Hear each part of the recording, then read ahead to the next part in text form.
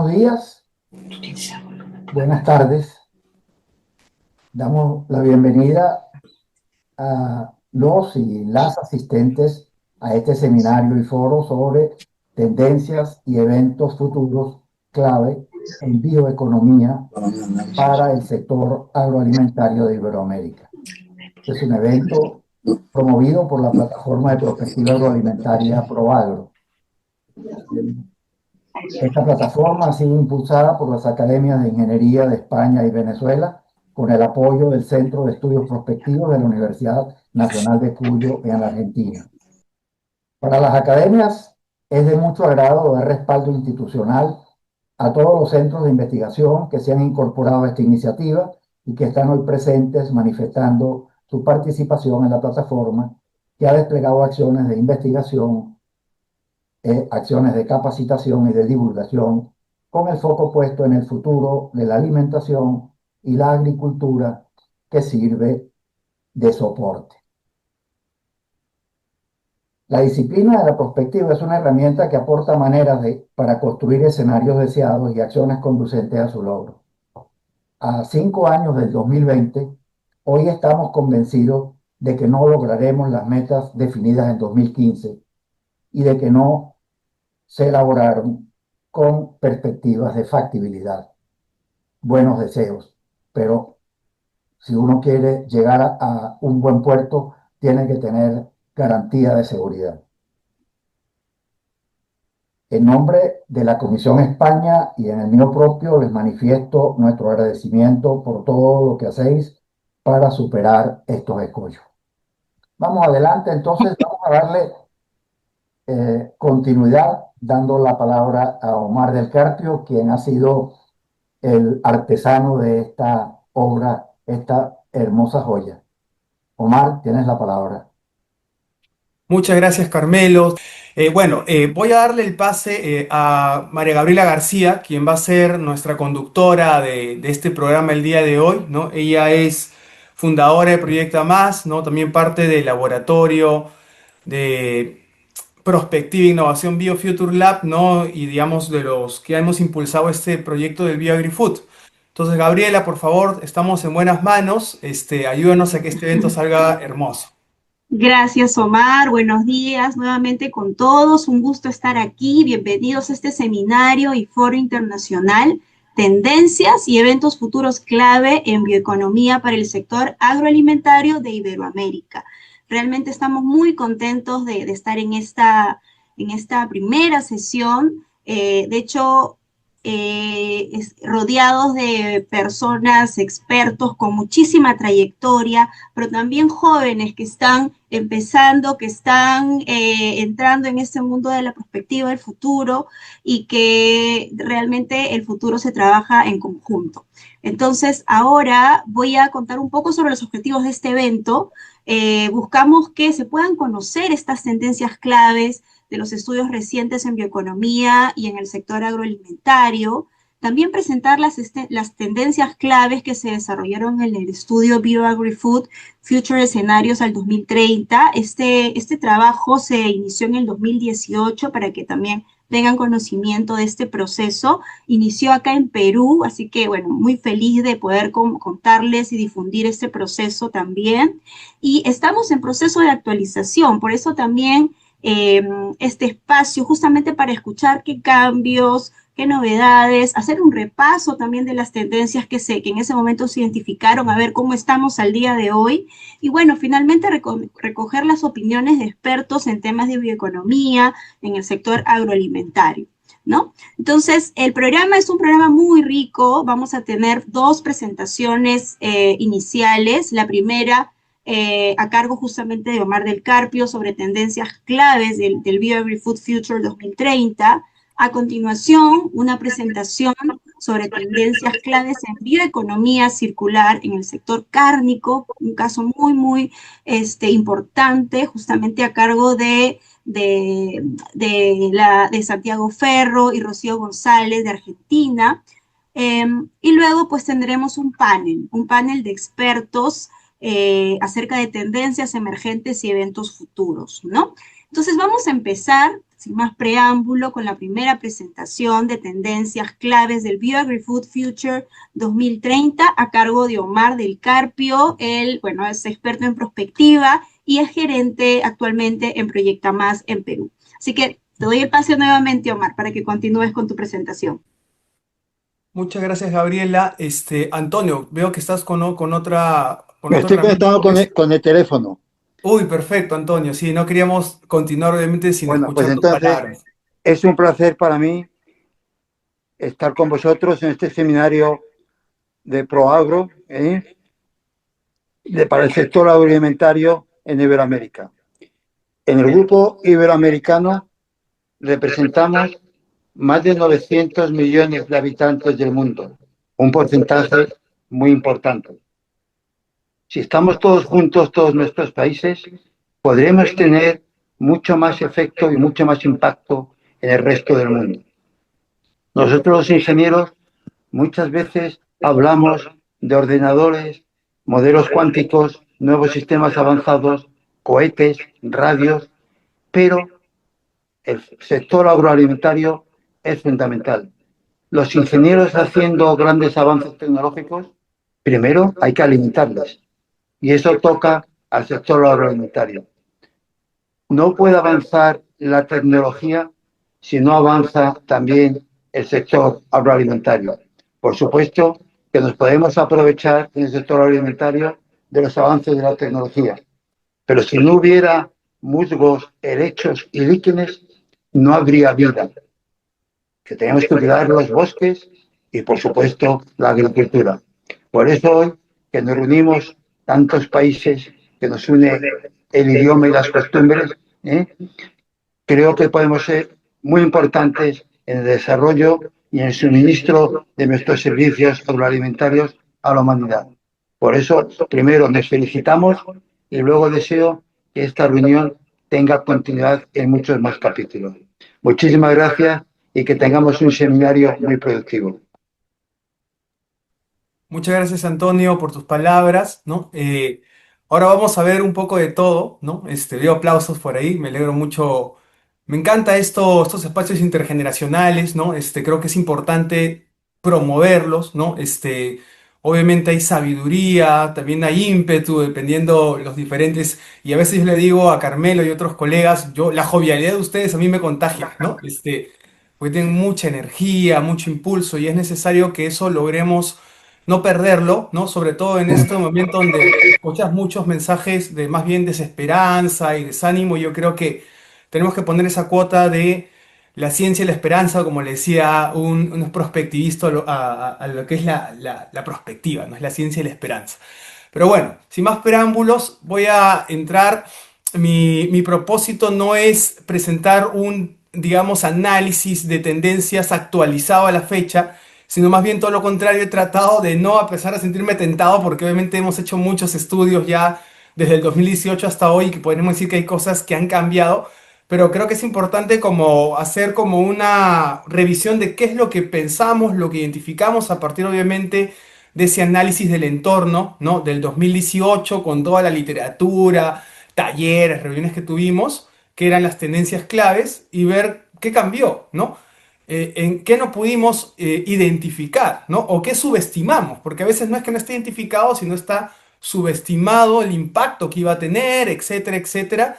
Y obviamente por eso también hemos invitado a expertos, ¿no? Que también se dedican a hacer estudios de futuro, análisis del entorno, a monitorear tendencias, señales, para que puedan darnos como luz desde los hallazgos que ellos están encontrando, cómo podríamos este estudio llevarlo a un segundo nivel, ¿no?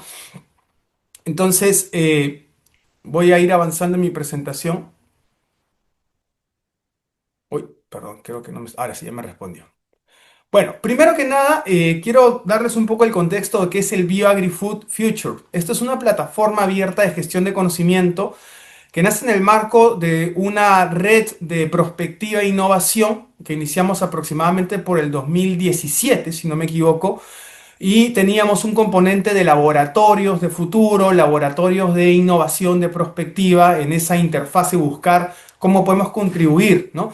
Y se nos ocurrió, desde el laboratorio que teníamos en Perú, crear un instrumento que permite solucionar problemas institucionales que son bien frecuentes en los países de América Latina, ¿no? Sabemos que hay inestabilidad permanente, cambian los políticos, cambian las autoridades, se hacen estudios muy interesantes y luego los engavetan o los olvidan, ¿no?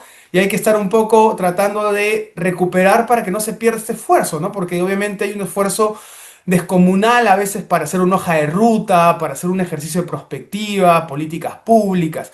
Pero bueno, muy bien, y por todos los colegas que nos dedicamos a estos temas, ¿no? Sabemos que hay avances y retrocesos, ¿no? Y una de las respuestas, ¿no?, que han tenido múltiples experiencias a nivel internacional es justo desarrollar sistemas prospectivos, tanto desde el ámbito público o de la gobernanza multiactor, es decir, en una figura donde hay actores públicos, privados, de la academia, de la cooperación, ¿no?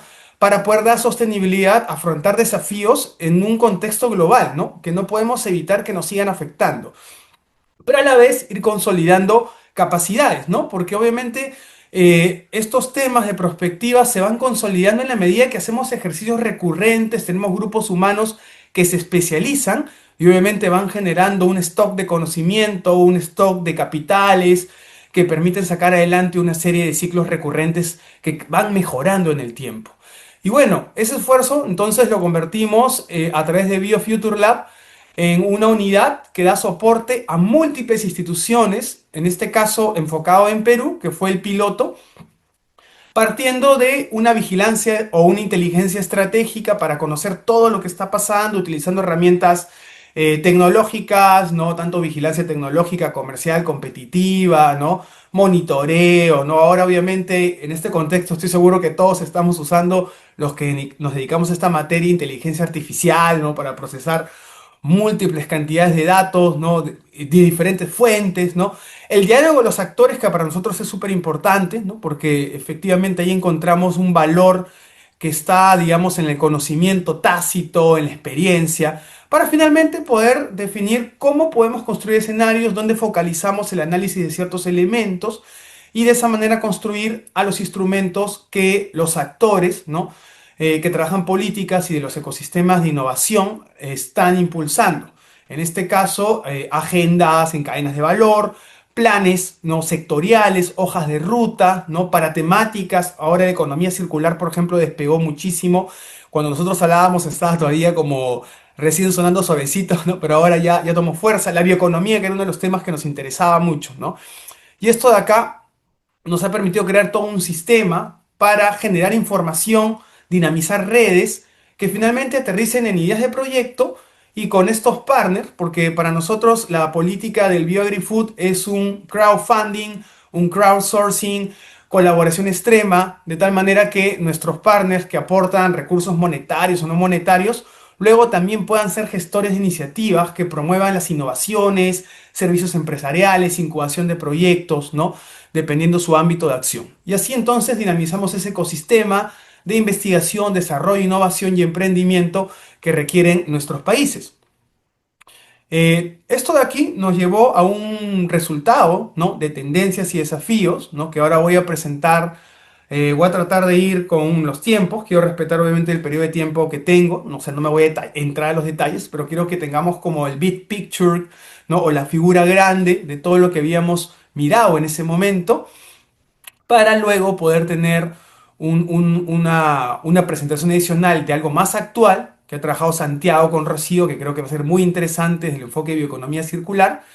Y finalmente en el panel poder recoger también las impresiones, sugerencias, mejoras. Creo que todo está para evolucionar. En ese momento hicimos un barrido exhaustivo de múltiples estudios que se realizaron hacia el 2030, 2050, y llegamos a plantear 9 tendencias globales, ¿no?, que estarían afectando a los sectores al sector agroalimentario, con un énfasis en Perú, ¿no?, porque finalmente hicimos escenarios para Perú, pero la mirada fue bastante global. Entonces, estos elementos fue lo que en ese momento nosotros veíamos como tendencias claves, direccionadoras, ¿no?, para el sector agroalimentario, ¿no? La demanda de alimentos, los patrones de consumo, la personalización y todos estos avances relacionados con ello, la productividad agrícola, ¿no?, en un mundo en crecimiento, obviamente demanda la necesidad de mayor productividad, la presión sobre recursos naturales que ya ocurría, que seguirá ocurriendo, el incremento de plagas y enfermedades transfronterizas, ¿no? Que en muchos casos, denme un segundo que se va a apagar mi computadora, que digamos que en muchos casos ha implicado las pérdidas de grandes cantidades de producción de alimentos críticos para seguridad alimentaria o para aspectos incluso ya de otro tipo de comercio internacional. Incremento de impactos del cambio climático, el desarrollo acelerado de innovaciones, nuevas formas de procesar y conservar y transportar alimentos, entendiendo que hay todo una área rural, ¿no? Que requiere una atención distinta, ¿no? Para poder garantizar una serie de requerimientos de la cadena de suministros. Y finalmente, la gobernanza de los sistemas agroalimentarios, ¿no? Acá seguro podemos habernos quedado corto de muchas aristas. Quiero obviamente recordar que el estudio tiene aproximadamente unas 100 páginas, ¿no? Hay muchos más detalles en el estudio completo que está a disposición en la página web del BioAgriFood Future para cualquier persona que quiera luego revisarlo con más calma. Entonces voy ahora a hacer como un repaso de los elementos que vimos en ese momento. Por ejemplo, el incremento de la demanda global de alimentos, ¿no? Ya esto es un tema que creo que en todos los estudios de prospectiva siempre la variable población es tenida en cuenta. Y acá obviamente nos preocupa porque tiene una demanda de mayor cantidad de alimentos y además en lugares donde incluso antes no se solían consumir esos alimentos por efectos de la globalización. Entonces, hablamos obviamente de una población que va a demandar más alimentos, va a requerir además atenderlo en zonas urbanas, porque sabemos que se concentra la población, ¿no? En ciudades, ¿no? Y que además requiere una serie de infraestructuras, cadenas, ¿no? Incluso frío, porque hay una serie de productos perecederos que se van a ver afectados, ¿no? Eh, pero a su vez hay un cambio en los patrones de consumo, ¿no?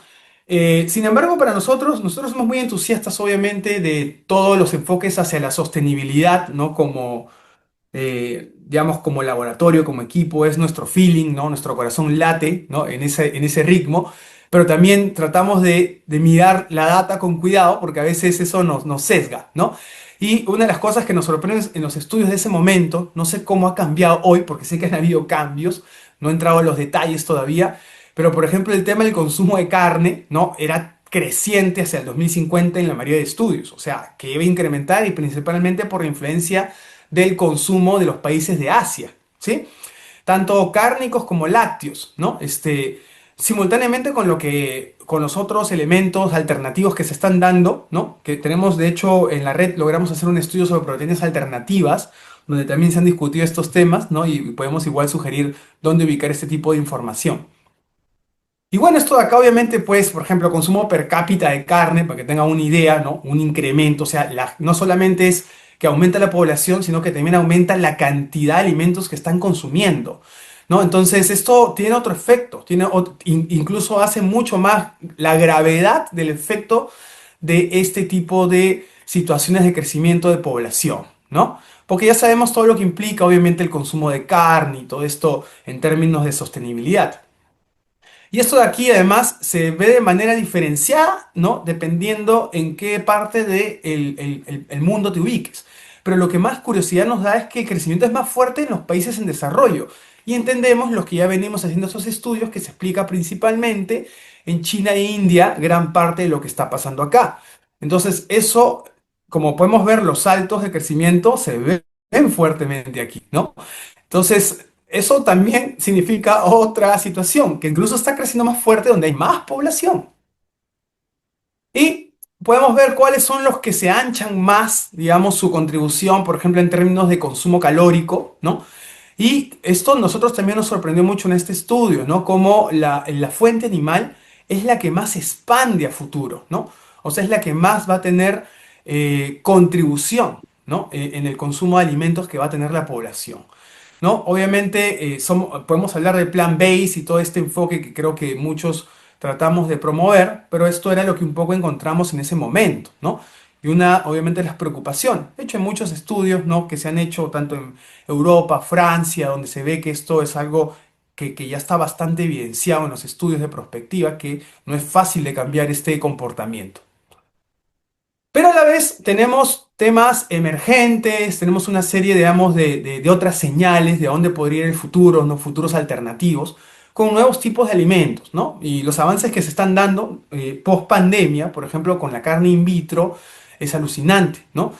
Todo el tema de la carne cultivada, los avances en tecnología, incluso los regulatorios, que hay países que ya han aprobado una serie de normativas que permiten el consumo, ¿no? Entonces hay todo un cambio, los nuevos ingredientes, ¿no? Tanto lo que es plant-based, ¿no? Por ejemplo, con toda la industria de la arveja, o el tema de los insectos hidrolizados, entre otras fuentes, y alimentos inteligentes, ¿no? Con una serie de tecnologías que se empiezan a incorporar, ¿no? Para vincular las interfaces entre salud, por ejemplo, entre temas estéticos con la alimentación.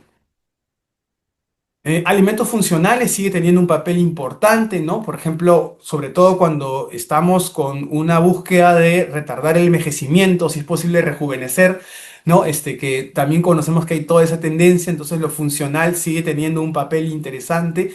En ese momento así lo veíamos, ¿no? Nuevos ingredientes, o sea, todo el tema de la sustitución, ¿no?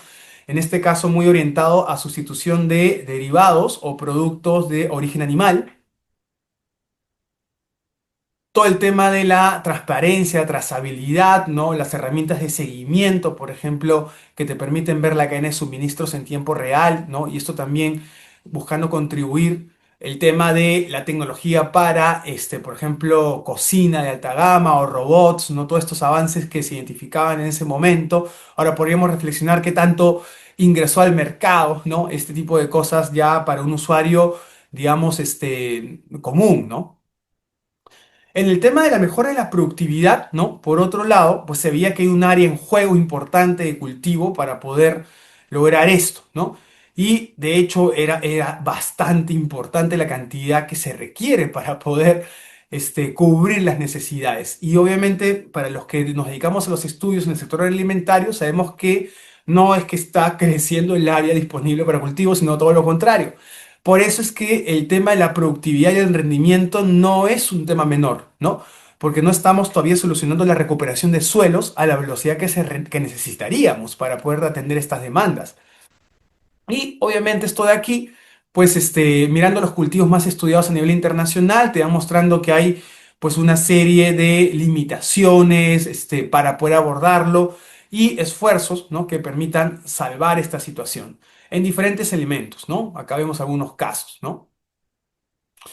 Y sumado a esto, el tema del desperdicio de los alimentos, ¿no? Que es fuerte, ¿no? Creo que aún hay estudios más recientes donde podemos mirar estos detalles, pero finalmente sabemos que hay una pérdida importante, por ejemplo, en frutas y vegetales, ¿no? Que se dan tanto en el origen, ¿no? Por las condiciones que hay en las zonas rurales, la infraestructura, pero también, y no menos importante, en las ciudades, ¿no? Donde se consumen, por la manera en cómo se administra la distribución, la comercialización y todos estos elementos, y han salido obviamente en estos años muchas propuestas alternativas de solución relacionadas con ellos, ¿no?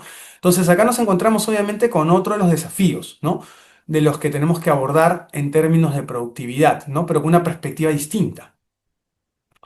El mejoramiento genético no ha parado, diríamos que sigue siendo una de las verticales, ¿no? Estudios recientes también que hemos hecho, hemos podido ver cómo ha habido un impulso fuertísimo y avances, un crecimiento interesante en muchos cultivos en términos de variedades vegetales que están siendo registradas, ¿no? Para poder utilizar diferentes cultivos, ¿no? Por ejemplo, acá hay un caso, ¿no? Que pusimos en el estudio sobre el tema de la quinoa, ¿no? Cómo ha habido mucho esfuerzo para que la quinoa pueda ser producida en diferentes contextos. Obviamente ya sabemos que no logran las condiciones que tiene la quinoa boliviana y peruana en estos sistemas productivos, pero al menos van acercando cierto perfil de aminoácidos, ciertos temas que son necesarios para la seguridad alimentaria. La agricultura 4.0, ¿no? Donde también hay múltiples, digamos, tecnologías que se estaban probando, trabajando, agricultura en desierto, en mar, el tema de algas, bioplásticos, hidroponía, agricultura vertical. Y bueno, acá creo que esos son temas que muchos los tenemos ya mapeados, los que estamos mirando estos temas permanentemente. Luego está una mayor presión sobre los recursos naturales, que eso es otro elemento que no podemos perder de vista, ¿no? Lo que decía, o sea, lamentablemente nuestro suelo apto para usarlo en actividades agrícolas es bajo, ¿no? Y una parte además enorme está dedicado a el cultivo de pastos, ¿no?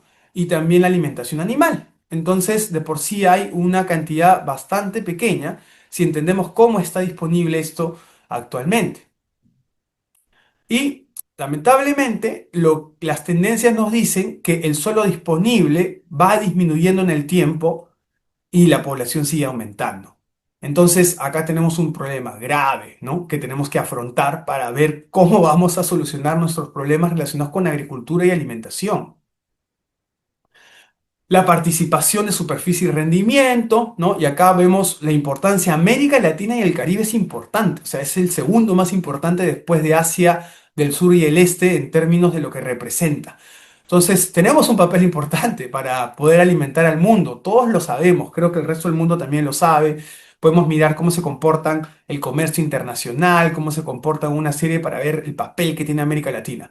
De hecho, Brasil y Argentina, con ciertos cultivos, tienen un papel importante también para ciertos elementos, porque además sabemos que la soya sigue siendo una planta, digamos, que no solo es importante por su producto primario, sino por toda la industria de derivados que tiene asociada a ello, al igual que el maíz, ¿no? Por mencionar algunos cultivos de importancia industrial. Cambios en la demanda de agua, ¿no? Esto también es otro de los drivers importantes a tener en cuenta, ¿no? El problema de agua y sobre todo cuando sabemos que vienen problemas de estrés hídrico, el tema del cambio en la matriz energética, ¿no? Que también es otro tema discutible. Y esto de aquí imagino que ya está para ahora con todo lo que ha pasado en estos últimos años, está para una revisión pero profundísima, ¿no? Porque han cambiado muchas cosas, por ejemplo, el protagonismo que la energía nuclear está tomando ahora. Creo que es algo que tendríamos que empezar a mirar, ¿no? ¿Qué implicancias va a tener para los escenarios que se tenían previstos anteriormente? El incremento de plagas y enfermedades transfronterizas, ¿no? Esto todo el tiempo estamos escuchando de riesgos, ¿no? De una serie de controles. Sin embargo, en nuestros países donde prima la informalidad, es difícil controlarlo todo y casi imposible a veces poder evitar estos problemas que logren darse en algún lugar. El incremento de impactos del cambio climático, ¿no? Que tiene efectos obviamente no solamente en los aspectos de adaptación, sino también ya en la productividad de los cultivos. O sea, esto es algo que además nos genera una mayor gravedad de los problemas para afrontar la productividad, ¿no? Porque ya vamos a tener dificultades para alcanzar productividades anteriores. O sea, necesitamos también todo este sentido de mejoramiento genético, llevarlo para responder a los cambios que vienen. Y creo que por ahí ha ido, probablemente si uno revisa las bases científicas, ¿no? Al detalle va encontrando cómo ha crecido fuertemente los estudios para ver las respuestas a la adaptación al cambio climático en términos de semillas. El desarrollo acelerado de innovaciones, ¿no? Y aquí, bueno, eso es unos reportes que son constantes de inversión en AgTech, ¿no? También hay en FoodTech, pero el de AgTech me parecía interesante para el tema, porque te muestra cuáles eran como los intereses. Ya cambió, de hecho, hemos presentado recientemente en otros estudios estos temas, y ha cambiado bastante, hay algunas cosas que se han movido, pero digamos, el set sigue estando ahí, solo que cambia en dónde está mayor inversión. Pero bueno, los temas biológicos siguen siendo importantísimos, ¿no? La inversión biológica, no lo perdamos de vista. Cuidado con los controles, por favor. Y los temas de automatización, de los datos, ¿no? El manejo de datos sigue siendo un tema importante.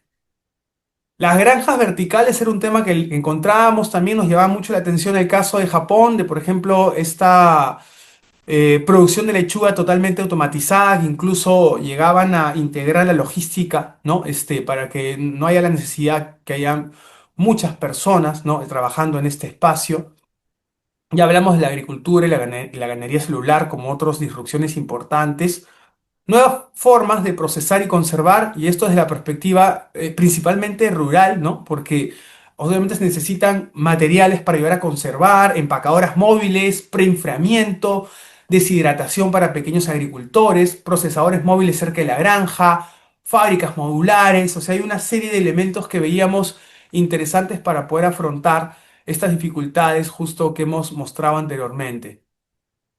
Unidades refrigeración móviles, conservación post cosecha, por ejemplo, usando biotecnología.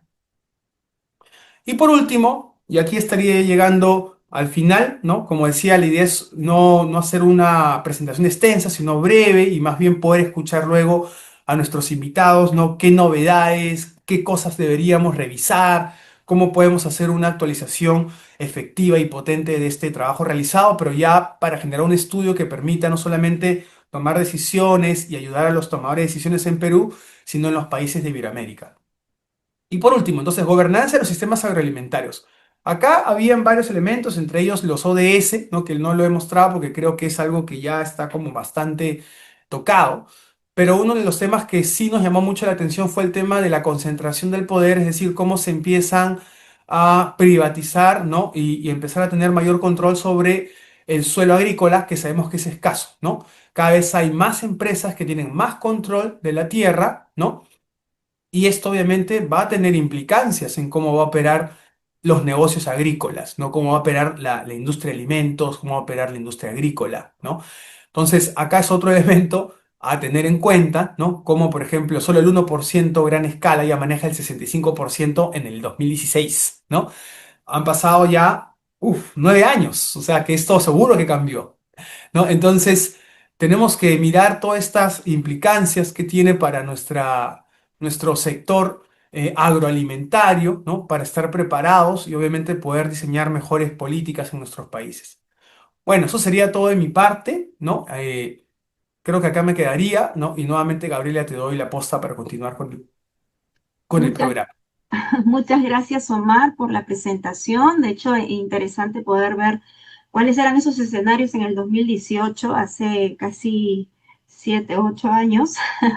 Así que muy, muy interesante. Bueno, Omar, para igual darles un poquito más de información de Omar, él es fundador justamente del Laboratorio de Prospectiva e Innovación en Bioeconomía, BioFuture Lab, que estuvo a cargo de este estudio, ¿no? Y de la plataforma Prospectiva y Gestión del Conocimiento BioAgri-Food Future, ¿no? Además es ingeniero en industrias alimentarias y tiene una maestría en economía agrícola.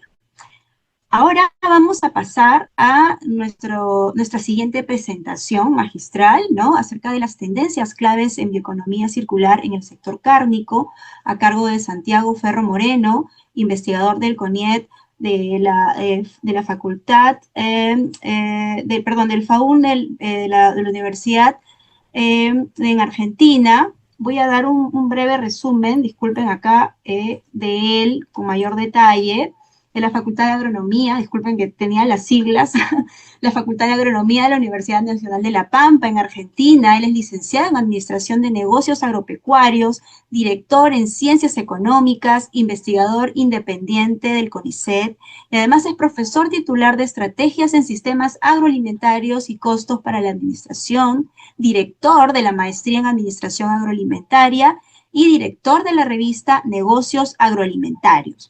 Además, en este panel también, en esta presentación también tendremos la participación de la señorita Rocío González. Ella también es de la Facultad de Agronomía de la Universidad Nacional de La Pampa, es licenciada en Administración de Negocios Agropecuarios, magíster en Gestión Empresarial, doctoranda en Ciencias de Administración, becaria doctoral del CONICET, y bueno, es ayudante de primera exclusiva en las cátedras de estrategias en sistemas agroalimentarios y costos para la administración y tiene la coordinación de la Diplomatura Universitaria Internacional en Prospectiva Agrícola y Alimentaria. Bienvenidos a ambos y bueno, les doy el pase para la presentación. Muchas gracias, Gabriela, muchas gracias, Omar. Aprovecho este minuto para solicitar que nos permitan compartir. Creo que Rocío es la que compartiría. Agradezco a Omar, a Carmelo, a Javier, a Roberto por la invitación y felicito y me pone muy contento que podamos compartir este espacio para intercambiar.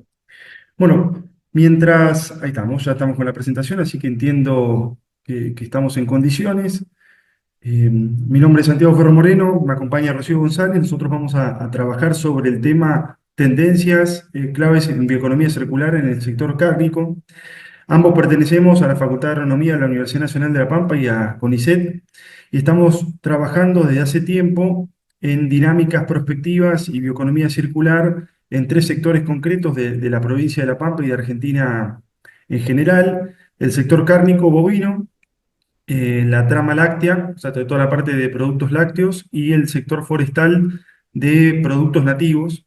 Acá nosotros tenemos un bosque de caldén, piquillín, algarrobo, que son productos forestales que generalmente están inclinados a la ganadería y que generan residuos que de alguna manera estamos trabajando para mapear.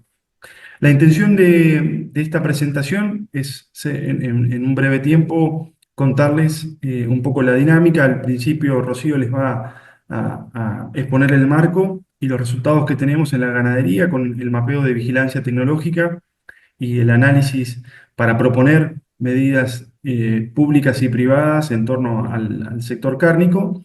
Y a lo último vamos a trabajar rápidamente, porque recién Omar expuso las grandes tendencias y nosotros estamos casi en línea con todo lo que fue exponiendo, en algunos puntos más con información un poquito más actualizada y en otros puntos con la misma información, sobre tendencias en el sector cárnico y una base de propuestas a futuro para empezar a trabajar la biocircularidad desde La Pampa, pero con la intención de que sirva como aprendizaje para el ámbito nacional iberoamericano. Si te parece, Ro, te cedo la palabra.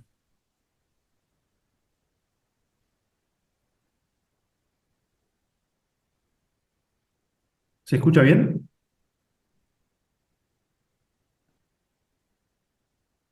Sí, se escucha perfecto. Perfecto. Rocío, creo que no, o la perdimos o algo pasó, pero a ver si puedo seguir pasando. No, Rocío, no te escuchamos y tampoco pasa la presentación. Se nos fue Rocío. Bueno, ahí voy a ver si puedo compartir yo. Ah, no, ahí está Rocío, está. Ro, no te escuchamos. Tampoco estamos viendo la pantalla. Si quieres, te ayudo presentando, Santiago. Dale, yo sigo presentando, la tengo ahí abierta y te voy compartiendo, sí. ¿Me avisan si se ve? Sí. Sí, ahora se ve. Perfecto. Bien, nosotros venimos trabajando entonces en estos tres sectores. Un poco para poner en contexto, la ganadería en La Pampa es una trama productiva muy relevante. Nosotros tenemos literalmente más ganado bovino que personas en nuestro territorio. Y el punto crucial es empezar a entender este negocio desde una perspectiva bioeconómica, o sea, desde una perspectiva, como recién lo dijo Omar, tratando de aprovechar desde la biología, la biotecnología, procesos para mejorar estos negocios, y desde la circularidad tratar de empezar a empalmar nuevas cadenas, nuevas cadenas y nuevos modelos de negocio que traten de aprovechar residuos, mermas, subproductos que actualmente los actores privados no están sabiendo capitalizar.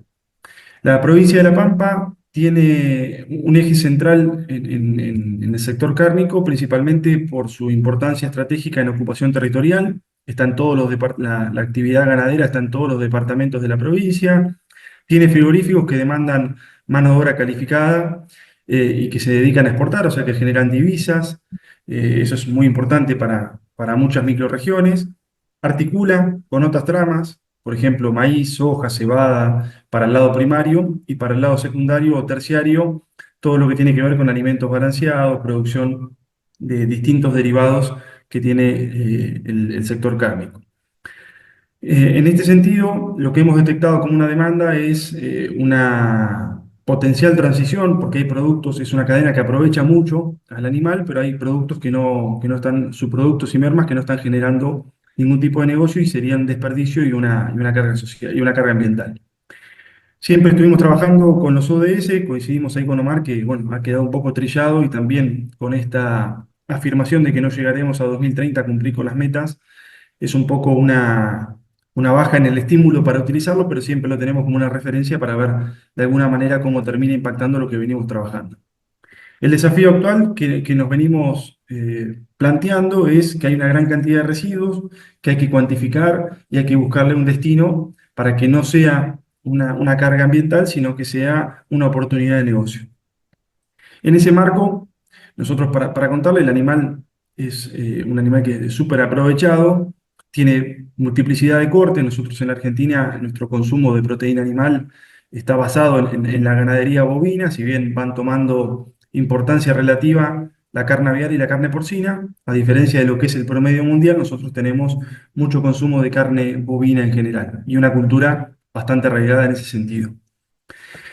Además de la carne, de los cortes cárnicos, que en general salen en media res de los frigoríficos, se obtiene también subproductos como la sangre, menudencias, huesos y pezuñas, grasa, cuero, estiércol y contenido ruminal. De estos, tenemos una cantidad significativa, 527.000 animales. O sea, multiplicado toda esta cantidad de mermas y subproductos que se van generando por la cantidad de animales, es una importancia en volumen muy importante, muy relevante. 84,4 millones de kilogramos al año es un poco nuestro estimado en base a la faena que tiene la provincia de La Pampa. O sea, en este marco estamos hablando de que tenemos un volumen significativo. ¿Cuáles son un poco los subproductos y las mermas que más se utilizan? La sangre, el cuero y el contenido ruminal son de alguna manera subproductos que ya tienen un canal ubicado, que tienen un destino bastante importante. Lo que queda dando vuelta de alguna manera, y es lo que trabajamos desde hace años para empezar a encontrar soluciones, es qué se puede hacer con aquellas mermas y subproductos que actualmente no tienen valor de mercado o que no tienen una cadena de valor que se dedique a hacer modelo de negocio. Nos pusimos a trabajar un poco en el mapeo de bibliografía, de estudios internacionales y nacionales sobre el aprovechamiento de estos productos. Lo que encontramos es, a partir de una serie de secuencias de vigilancia tecnológica, es una serie de aprovechamientos enfocados un poco en los productos que le venía mencionando, y surgieron dos grandes grupos que de alguna manera son los que tienen mayor importancia relativa, y un tercer grupo que tiene que ver con la generación de energía. Los tres grupos que detectamos para avanzar en la identificación de alternativas es productos alimenticios, no alimenticios y la generación de energía. ¿Sí? Para cada uno de ellos mapeamos alternativas, y esas alternativas las fuimos condensando en una serie de propuestas que tienen que ver con medidas públicas y medidas privadas, así como para propuestas. Acá un pequeño paréntesis, para nosotros también es importante el diálogo con los actores. Entonces acá nosotros trabajamos con entrevistas en profundidad, reuniones de trabajo con técnicos, con gerentes, con dueños de frigoríficos, como para identificar un poco sus perspectivas, sus saberes, y tratar de canalizarlos de manera de triangular y validar lo que vamos avanzando. Desde el punto de vista de las políticas públicas, nosotros estamos trabajando ahora en desarrollar tres grandes lineamientos en base a las políticas tecnológicas, políticas industriales y de innovación, cada una con su objetivo y su relación con los objetivos de desarrollo sostenible, con la intención de analizar a priori, por lo menos de manera cualitativa, cuál sería el impacto en el desarrollo territorial sostenible de estas medidas, que nos parece importante para comprometer de alguna manera a los actores públicos y privados. Y de alguna manera el componente tecnológico tiene que ver con, en este caso, con biodigestores, sensores para analizar la parte de biogás, sistema de trazabilidad, software de gestión circulares. En cuanto a lo que es el lineamiento industrial, estamos trabajando ahora también con una tesis en profundidad sobre créditos verdes y su posible impacto en la provincia de La Pampa, con la Dirección de Comercio sobre beneficios fiscales para plantas que empiecen a aprovechar estas mermas y sus productos. En la parte de innovación tenemos de alguna manera una relación con todas las instituciones locales, INTA, hay una incubadora de base tecnológica, la Universidad de La Pampa, obviamente, el gobierno provincial, y la idea es trabajar en convenios para generar concursos tecnológicos, polos de innovación que empiecen a aprovechar esta beta circular y darle formato para ese sentido. En base a lo que es estrategias privadas, ya con los actores, principalmente los frigoríficos, que es donde nos enfocamos, estamos trabajando también tres líneas: articulación y gobernanza, de innovación y de gestión, también con su vinculación con los ODS para materializar el posible impacto de desarrollo. Y las alternativas de corto plazo tienen que ver con, bueno, empezar a trabajar en consorcios frigoríficos para ganar escala y disminuir los costos fijos que implicarían empezar a aprovechar estas mermas y sus productos, acordar con municipios, provincia y universidad para empezar a trabajar también, aceitar la base normativa de aprovechamiento. En base al eje de innovación, bueno, la parte de biomoléculas con las otras facultades que tienen injerencia en esas temáticas, como son las de ingeniería, exactas y naturales.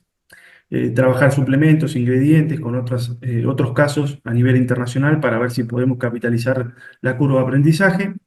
Y en torno a la gestión, empezar a trabajar, que ya lo venimos haciendo, con etiquetas ambientales, huella de carbono y bienestar animal como uno de los tres ejes. Esto es un poco lo que surge a partir del trabajo de vigilancia tecnológica, intercambio con los actores, y acá es donde nosotros le abonamos con un criterio prospectivo una serie de alternativas. Trabajamos 5 dimensiones para analizar tendencias biocirculares en torno a lo que es la carne bovina a nivel internacional, nacional y provincial. Estas 5 dimensiones son armadas por volumen de datos, un poco utilizando los trabajos que recién mencionó Omar y tratando también de ir siempre actualizándose con trabajos que van saliendo a partir de buscadores de patentes, de trabajos científicos, de trabajos técnicos. Vamos también actualizando estas 5 dimensiones. Las 5 dimensiones las voy a resumir porque en realidad también son un trabajo bastante extenso y el monitoreo la intención es que sea siempre constante y que vayamos actualizando un poco la información cuantitativa que se va generando, pero un poco para charlar así los grandes puntos en el ambiente, mucho de lo que mencionó Omar, ¿sí? De alguna manera, los subproductos con una oportunidad a la compensación ambiental, ya esto de los bonos verdes, los créditos hídricos, y obviamente el tema de generar modelos más resilientes y regenerativos en torno a lo que es la crisis climática. En base a la dimensión económico-financiera, bueno, los mercados emergentes de bioproductos, biofertilizantes, ingredientes naturales, nutracéuticos, packaging biodegradable, todo lo que venimos trabajando. Integración de residuos como un insumo principal en industrias creativas. Esto tiene que ver con la moda sostenible, ya lo está haciendo el cuero, pero trabajar otro lineamiento, diseño circular, cosmética natural, de aprovechamiento de merma y subproductos circulares. Después las culinarias, es un eje que estamos trabajando acá en la ganadería, pero principalmente por nuestra cultura de consumo. Empezar a trabajar el redescubrimiento de subproductos como ingredientes gourmet, sangre, menudencias.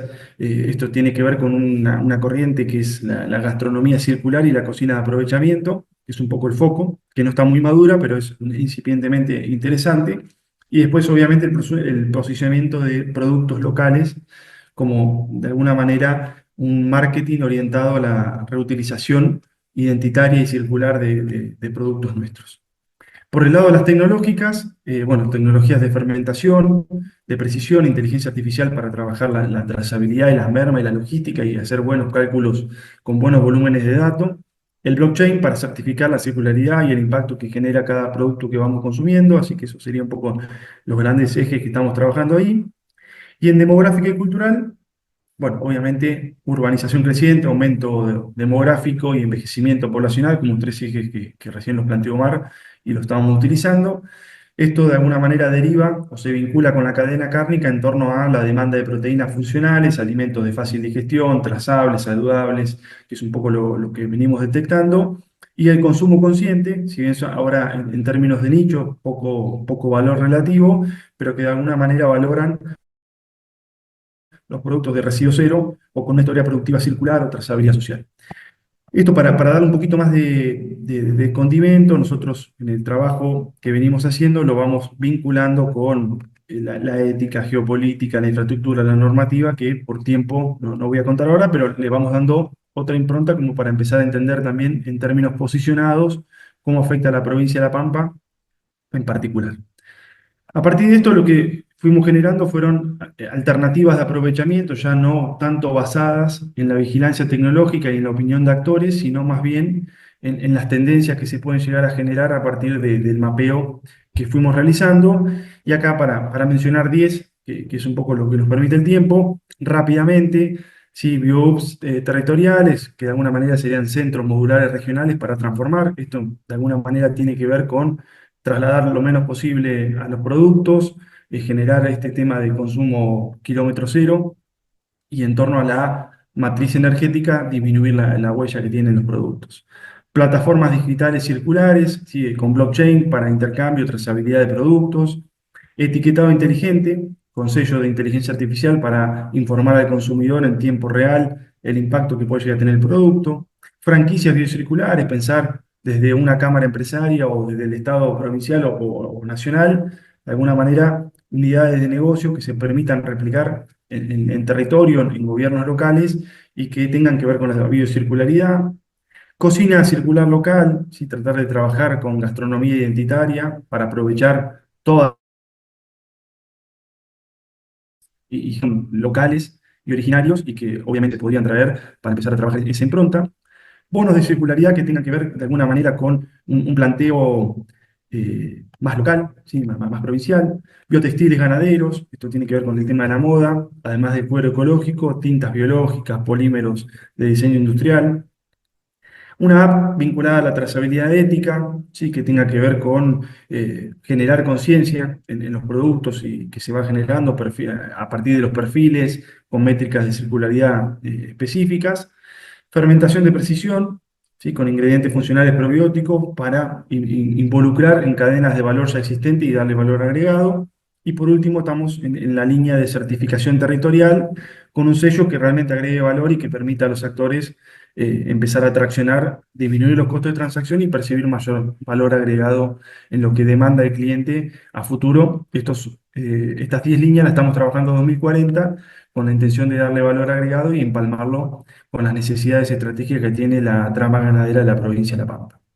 Cerrando un poco para cumplir con el tiempo, de alguna manera para nosotros la bioeconomía circular es un marco que nos permite no solamente regenerar una cadena de valor, un modelo de negocio, sino que nos permite empezar a vincular de una manera más estrecha la sociedad, el ambiente y la economía desde lo local, desde lo provincial, con soluciones que son realmente de posible impacto circular, sostenible. Para nosotros, en un contexto de incertidumbre, obviamente la prospectiva nos da la herramienta, la dinámica y la posibilidad de empezar a construir alternativas para el aprovechamiento de estas mermas y subproductos, para verlo no como un problema, sino como una solución, como una posibilidad estratégica para transformar estos residuos en cadenas de valor que realmente sean importantes. Esperamos que el enfoque, obviamente en estos 15 minutos explicamos los grandes lineamientos, pero estamos abiertos a cualquier tipo de intercambio y construcción colectiva, permita de alguna manera también empezar a desarrollar nuevas miradas en el entorno iberoamericano. Bueno, agradecemos. Lamentablemente Rocío iba a tener el Ahí se 60-70% de la escucha, participación, pero no la dejé mucho porque con el avance de los problemas que tuvimos ahí con el ida y vuelta, ¿se escucha? quería... Sí, ahí te escuchamos, Rob. Ay, no te la puedo creer. Bueno, no, no sé que tuvo un problema con el audio que se me bloqueó es tremendo. Bueno, nada, quedamos abiertos a cualquier pregunta, consulta. Yo me quedo también después de la exposición de Santiago y pido disculpas por los problemas técnicos. No te preocupes, Rocío. Muchísimas gracias por la presentación. Sé que este es un trabajo conjunto. Definitivamente para nosotros, como Perú, es inspirador, ya que, como sabrán, en Perú se ha aprobado hace muy poco la hoja de ruta circular y definitivamente estos ejemplos con este enfoque de bioeconomía circular nos llena de, bueno, inspiración para poder trabajar también acá en Perú este enfoque, ¿no? Muchas gracias nuevamente, Santiago y Rocío. Ahora quiero dar el pase a Javier Ramírez Gastón, ¿no? Él es experto en políticas públicas de innovación acá a nivel nacional. Tenemos la alegría de tenerlo también como parte del staff de Proyecta Más. Quiero dar un breve resumen de él antes de darle el pase, Javier. Bueno, él tiene más de 40 años de experiencia en el sector público y privado, dirigiendo, asesorando en el diseño de políticas públicas de innovación, fomento económico, desarrollo de capacidades institucionales en los sectores agrario, forestal, pesquero e industrial. Además, él ha sido director ejecutivo del Programa Nacional de Innovación en Pesca y Acuicultura, el PENIPA. Ha sido director de estudios económicos del Ministerio de Desarrollo Agrario y Riego y director nacional de industria. También consultor por el Banco Mundial, el BID, la FAO, entre otros. Además, docente universitario con más de 15 años de experiencia. Muchas gracias, Javier, por aceptar acompañarnos en este espacio y te doy la palabra para que puedas dirigir este panel. Muchas gracias, Gabriela, y gracias a todos por esta oportunidad por este hermoso evento. Eh, bueno, buenos días por acá, buenas noches para los que están en el otro lado del charco. Y nada, quisiera empezar esta etapa del evento, este, después de estas interesantísimas e inspiradoras intervenciones, ¿no? Tanto aquella que desarrollada en el BioAgriFood de Perú, como esta interesante experiencia del sector cárnico en Argentina con el enfoque de bioeconomía circular. Bueno, vamos a pasar a los comentarios y a la reflexión sobre estos resultados, ¿no? Eh, para lo cual nos acompañan tres importantes expertos iberoamericanos en estudios de futuro, ¿no? Estamos con los doctores Raúl Trujillo Cabezas de Colombia, Fernanda Rocha de México, perdón, y Fernando Javier Martínez Ruiz de Perú. Muchas gracias a ellos por acompañarnos. El, el doctor les hago una breve presentación de cada uno de ellos. El doctor Raúl Trujillo Cabezas, de la Universidad Externado de Colombia, es ingeniero de sistemas y doctor en administración cum laude. Es un especialista en estudios de futuro con una trayectoria de más de 30 años en prospectiva estratégica, inteligencia tecnológica, modelación, simulación e innovación, habiendo recibido importantes premios internacionales. Recientemente ha contribuido al diseño de la visión Colombia al 2050. La doctora Fernanda Rocha nos acompaña desde México, es directora de Futuro Blackbot, es especialista de estudios de futuro con más de 15 años de experiencia y docente universitaria, miembro de diversas organizaciones internacionales y regionales, como la Asociación de Profesionales Futuristas, la Red Iberoamericana de Prospectiva, la Global South Future Community y la Red Latinoamericana de Futuros.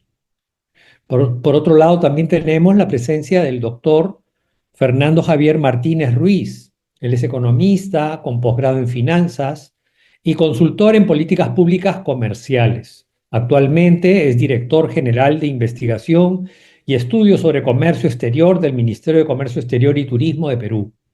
Ha sido director de estudios económicos de política y normatividad agraria del Ministerio de Desarrollo Agrario del Perú. Entonces, tenemos un par de preguntas que surge a partir de las interesantes exposiciones que hemos atendido, que espero sean absueltas por cada uno de ustedes. En atención al tiempo que tenemos, agradecería ocupen unos 5 minutos en responderlas cada una de las preguntas. Según eso, veremos cuántas preguntas podríamos hacerles. En principio, hemos preparado hasta 3 preguntas. Bien, entonces, sin más preámbulo, empezaría preguntándoles a todos cuáles son las tendencias identificadas en BioAgriFood Perú y en las tendencias de Argentina, en la industria cárnica, que siguen siendo relevantes, ¿no? Ahora, para el horizonte 2050. En todo caso, ¿qué ajustes consideran necesarias hacerlas? Y en todo caso, ¿qué otras tendencias consideran que deberíamos incluir para el ámbito iberoamericano? Gracias. Empezamos por Raúl.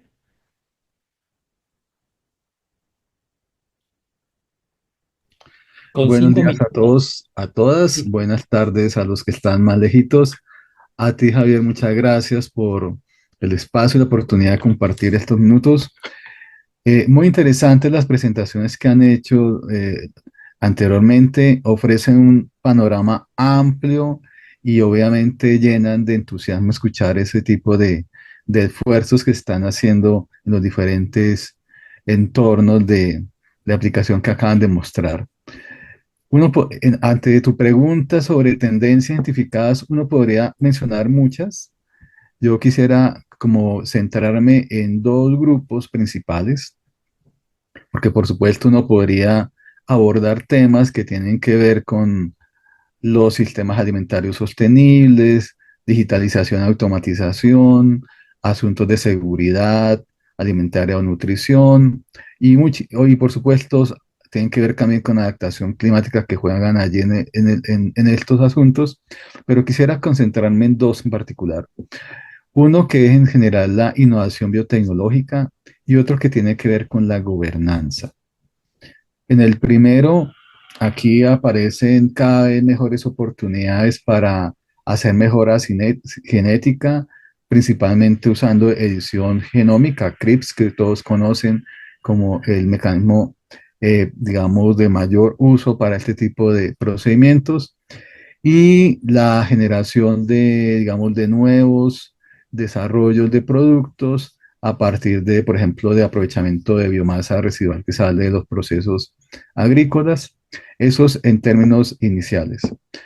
En el caso de gobernanza, aquí hay un tema importante en términos de la diversidad de comunidades en las cuales se desarrollan este tipo de prácticas, donde la toma de decisiones resulta un factor importante para que estos procesos, digamos, puedan ser sostenibles en el tiempo y que las políticas públicas puedan acompañarlos en esos desarrollos. Entonces viene la gobernanza, seguramente de la gobernabilidad aparecen muchas políticas públicas, pero digamos, en términos de las aglomeraciones y las comunidades que trabajan alrededor de esas aglomeraciones productivas, pues puedan surgir procesos sostenibles en el tiempo.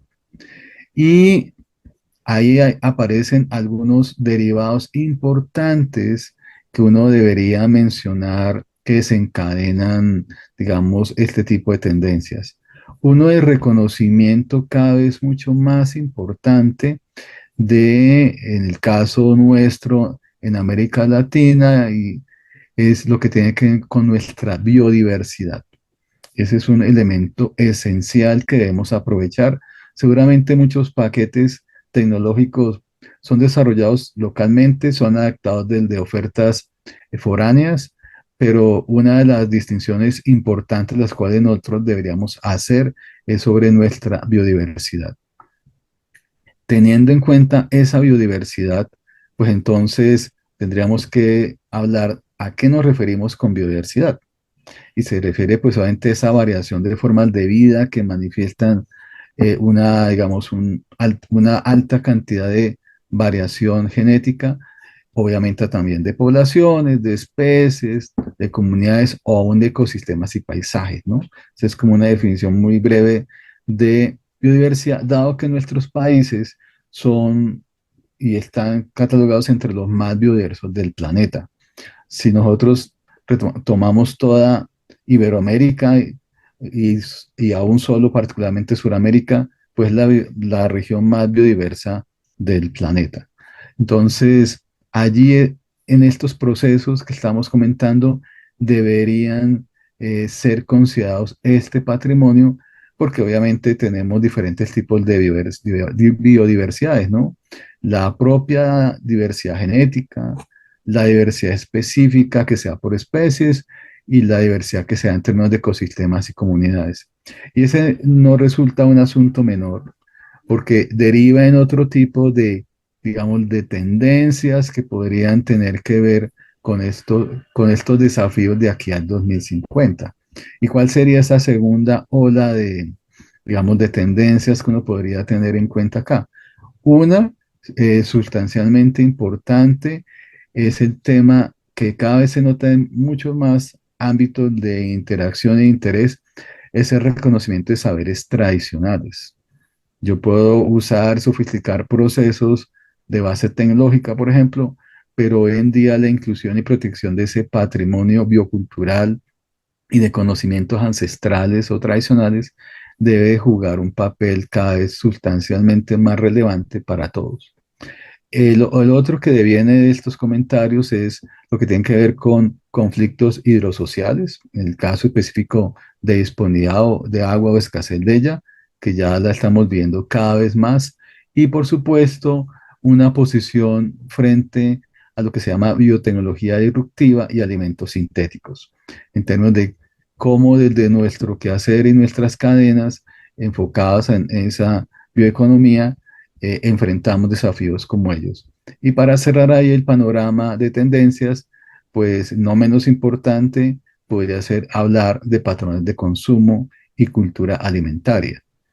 Uno lo observa, digamos, en muchos entornos de aplicación, digamos, de las tendencias que hay en muchas regiones del mundo y también muy marcado por lo generacional en relación a los tipos de consumo de alimentos que promueven una salud o mejoran la salud, mejores condiciones alrededor de la información disponible sobre los productos alimentarios que están disponibles y obviamente la digitalización de esa información ofrece mejor toma de decisiones a los consumidores finales.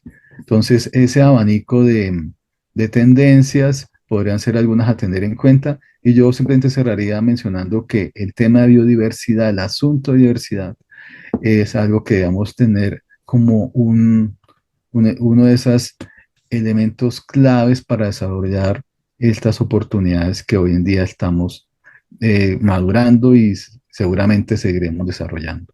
Muchas gracias. Muchas gracias, Raúl. Excelente. Fernanda, atentos a tu intervención por 5 minutos también. Gracias. Hola, ¿qué tal? Buen día a todos y todas. Primero aclarar que aún no tengo el grado de doctora. Ojalá en un futuro pueda ser así. Gracias por Ok. invitarme. Y bueno, pues reflexionando sobre las conversaciones que hemos tenido y tratando de que no se repita mi intervención, yo creo que después de todo lo que se ha platicado, las tendencias que realmente siguen vigentes y que no solo son vigentes, sino preocupantes, pues tienen que ver con el aumento de la demanda global de alimentos, los cambios en los patrones de consumo y las necesidades desde la parte nutrimental y la presión sobre los recursos naturales que está totalmente enlazada o interrelacionada con el impacto del cambio climático. Pero si hubiese que agregar algo a estas tendencias y respondiendo la pregunta, bueno, primero a mí me llama mucho la atención. Yo tengo la fortuna de practicar la disciplina de los futuros desde diferentes aristas y creo que algo que he detectado en los últimos proyectos en los que he participado, por ejemplo, proyectos de educación donde no se mencionan a los estudiantes y a los profesores. Y creo que aquí en estos proyectos de alimentación me extraña en el informe a menos no ver mencionados a los campesinos. Y lo menciono porque en el reporte habla sobre las consultas a expertos y especialistas. Espero que dentro de esos expertos y especialistas justo estén quienes están en el día a día en el campo. La razón por la que comento esto es porque yo tengo familia campesina, yo soy de México, mi familia es de Veracruz y ellos no tienen la más remota idea de las tendencias, la perspectiva en esto de los alimentos. Y eso me parece preocupante en el sector, en la región y en todo lo que estamos conversando aquí, ¿no? Desde otro lugar, desde un lugar sentados en una oficina, en otro ambiente quizás, en el que desde mi perspectiva habría que indagar mucho más y no ignorar la violencia y los conflictos territoriales que acontecen en nuestra región, ¿no? Si yo, desde mi perspectiva, creo que si no se garantiza la seguridad territorial, la justicia agraria, cualquier visión de futuro va a ser capturada por otros actores, y por otros actores me refiero a corporaciones, élites políticas, tecnológicas. Creo que es muy importante reconocer la presencia de conflictos por el uso de la tierra, por el agua, el grado de criminalización de los defensores de la tierra, los proyectos extractivos o de infraestructura en conflicto con territorios agrícolas, la autonomía comunitaria para ejercer derechos sobre el territorio y la incidencia de redes ilegales en estas zonas. Eso es algo que a mí me hizo falta ver en estos ambos reportes. Sé que igual por falta de tiempo no se ha mencionado, pero creo que es algo súper importante que hay que mencionar. Y también creo que otro tema es el tema de la distribución inequitativa de la tierra, ¿no? Que tiene que ver, lo entiendo, con el tema de la gobernanza. Y por último, algo que no sé cómo mencionar, así que lo voy a nombrar de esta manera, creo que tiene que ver con la alfabetización de todo el sistema alimentario. Es decir, creo que las personas no sabemos realmente cuál es el proceso que se lleva a cabo para que los alimentos estén disponibles. He visto algunas entrevistas que se les hacen a personas de, oye, ¿tú sabes cuánto tiempo necesita la tierra para darte una manzana? Y la gente no tiene idea.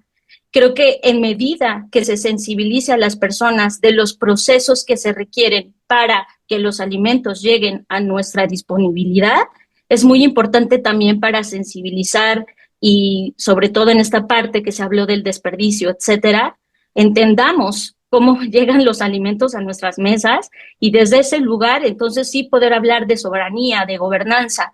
Y creo que estos son los tres temas que yo sumaría a la conversación.